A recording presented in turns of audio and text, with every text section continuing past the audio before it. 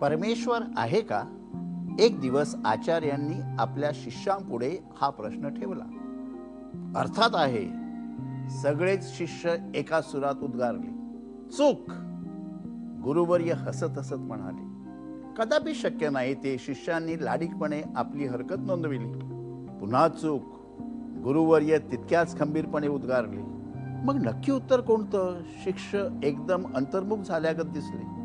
त्याला उत्तरच नाही. स्वामीजींनी पुन्हा मिस्किलपणे स्मितहास्य केलं.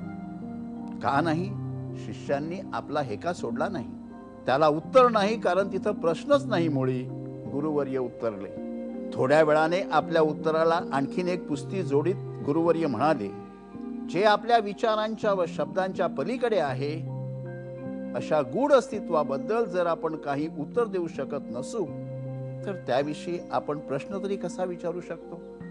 म्हणून परमेश्वर आहे का हा मुळात प्रश्नच ठरू शकत नाही. देव खरोखर आहे का? ह्याचं उत्तर म्हटलं तर सोपं, म्हटलं तर कठीण आहे. माझ्या समोर हे बाकडं दिसतात तुम्हाला. ही बाकडं बनवणारा सुतार आहे का? माझ्या मागे तुम्हाला नक्षीदार दरवाजा दिसतो. नक्षीदार दरवाजा बसवणारा कारागीर आहे का? असलाच पाहिजे. सुतार असल्याशिवाय ही बाकडं होणार नाही. कारागीर असल्याशिवाय हा नक्षीदार दरवाजा दिसणार नाही. हे घड्याळ आहे. घड्याळजी असल्याशिवाय घड्याळ नाही. आर्किटेक्ट असल्याशिवाय ही बिल्डिंग नाही, ही इमारत नाही.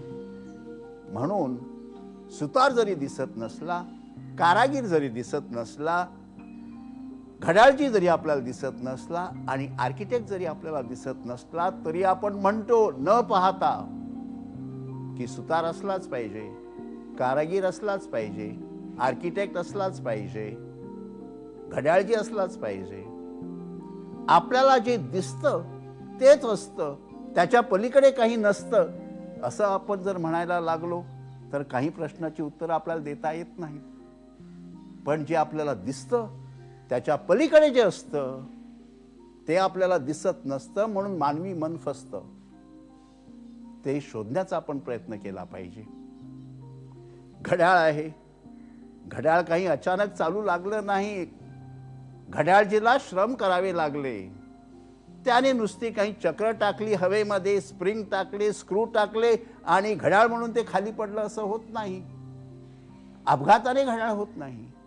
घड्याळजीला ते बरोबर बसवावं लागतं. प्रत्येक स्क्रूच्या ठिकाणी बसवावं लागतं.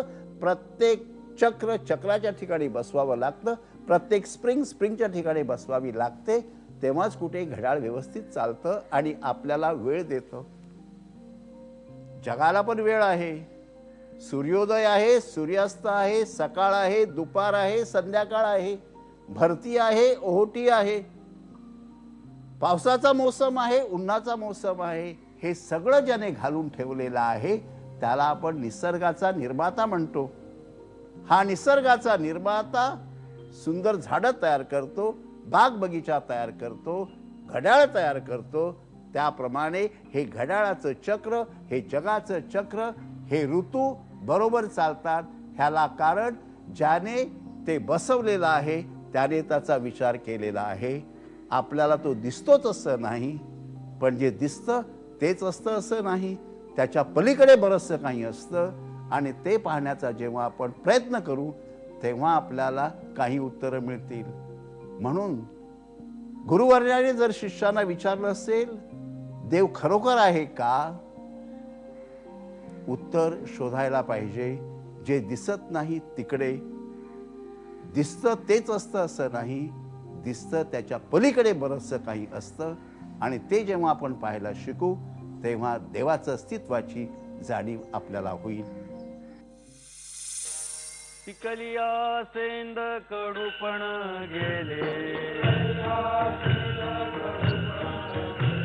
पिकलिया सेंद कडूपण गेले, कैसे आम्हा केले पांडुरंगे,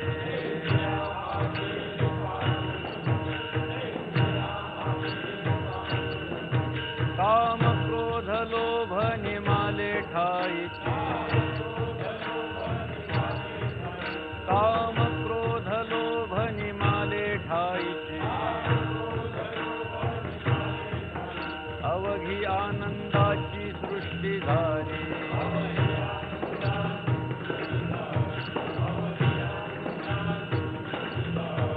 आठव नाठव गेले भावा भाव आठव नाठव गेले भावा भाव झाला स्वयमेव पांडुरंग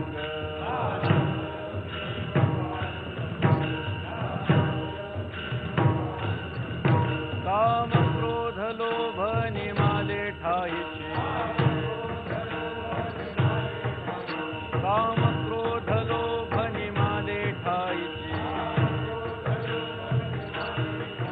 अवघी आनंदाची सृष्टी झाली